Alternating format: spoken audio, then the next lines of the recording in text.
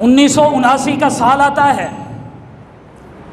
1979 का साल ये ख़बर लेके आता है कि रूस अपनी ताकत के साथ, अपनी क़ुव्वत के साथ, अपनी जुर्रत के साथ, अपने गुरूर के साथ, अपने घमंड के साथ, अपने असलहा के साथ अफ़ग़ानिस्तान की धरती पे दाखिल हो चुका है। इस्लाम दुश्मन क़ुव्वतों ने जश्न मनाना शुरू कर दिया कि जिस तरह रूस ने उज़्बेकिस्तान, ताजिकिस्तान, समरकंद और बुखारा की धरती पे मजहबी क़ुव्वतों के साथ किया था, वही तारीख़ अफ़ग़ानिस्तान पे दोहराई जाएगी, वही तारीख़ पाकिस्तान में दोहराई जाएगी। मजहबी क़ुव्वतों का कत्ले आम किया जाएगा, यहाँ पर मसाजिद को वीरान कर दिया जाएगा, मदारिस को ताले लगा दिए जाएंगे, यहाँ पर खानकाहों को वीरान कर दिया जाएगा, यहाँ पर उलमा का खून बहाया जाएगा।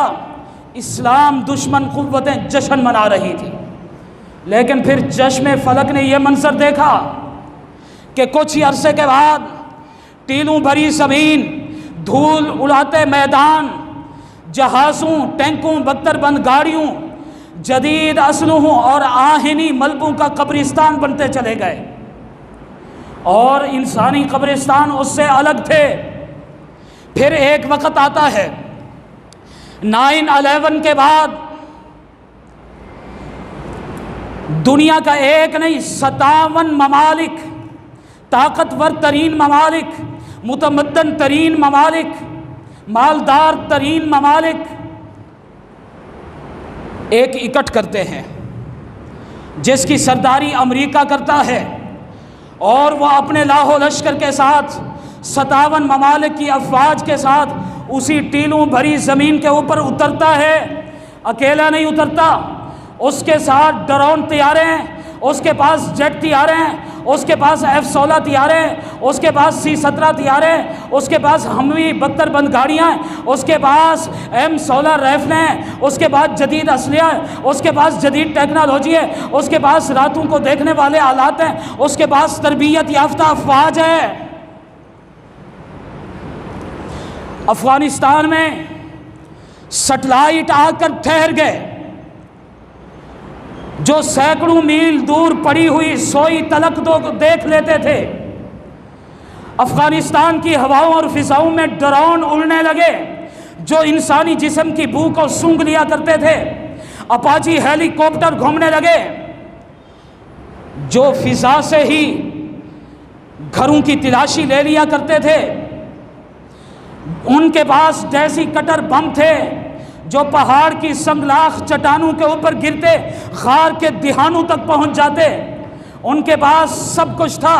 उनके पास समंदर में खड़े हुए बहरी जहाज थे, जहां से वो अफ़ग़ानिस्तान की झोंपड़ियों का निशाना लगाकर उनके ऊपर मिसाइल बरसा रहे थे। उनके पास माल था, उनके पास दौलत थी, उनके पास ताकत थी, उनके पास घमंड था, उनके पास गुरूर था, उनके पास असलिया था, उनके पास सब कुछ था। उन्होंने आकर तजोरियों के मुंह खोल दिए। उन्होंने अफ़ग़ानिस्तान की धरती के ऊपर स्कूल, कॉलेजेस, यूनिवर्सिटीज़ में अपनी जहन साजी शुरू कर दी। उन्होंने अपनी कठपुतली हुकूमत बना ली, उन्होंने सब कुछ अपना बना लिया। वहां पर दाढ़ी गाली बन गई, वहां पर पगड़ी गाली बन गई, दाढ़ी रखना जुर्म बन गया, पगड़ी बांधना जुर्म बन गया। इन पगड़ी वाली मुल्लाओं को उठाया, उन्होंने नारंगी लिबास बनाया और पिंजरों में कैद करके गुआंतानामो बे में एक नई बस्ती आबाद करना शुरू कर दी। लेकिन मुल्ला ने कहा, जो कुछ करना चाहते हो कर लो, ना तुम हमसे हमारी अक़दार को छीन सकते हो, ना हमारी रिवायात को छीन सकते हो, ना हमारी तहजीब को छीन सकते हो, ना हमारे तमद्दुन को छीन सकते हो, ना हमारी सकाफत को छीन सकते हो, ना हमारे कल्चर को छीन सकते हो। हम तुम्हारा मुकाबला करेंगे, मुकाबला करके दिखाएंगे, मुकाबला करेंगे, मुकाबला करके दिखाएंगे। और दीवाने की ये एक बड़ शुमार की जाती थी। आज से 20 साल पहले कंधार के एक मर्द कलंदर ने बात की थी। खुदा की कसम, मैं आज उसकी रूह से मुखातब होकर कहना चाहता हूँ कि तुम कामयाब हो चुके हो। 20 साल पहले उसने ये ऐलान किया था कि बुश ये कहता है कि मैं अफ़ग़ानिस्तान से मुल्लाओं को मिटा दूंगा, लेकिन अल्लाह ये कहता है कि मेरी ज़मीन वसी है। देखते हैं कि बुश की बात सच साबित होती है या अल्लाह की बात सच साबित होती है। उस मर्द कलंदर ने ये बात कही थी। आज 20 साल के बाद वो जिंदा नहीं है, कंधार के किसी गुमनाम कब्रिस्तान में दफन है, लेकिन आज उस मर्द कलंदर की ज़ुबान से निकली हुई बात को अल्लाह ने 20 साल के बाद सच साबित कर दिखाया।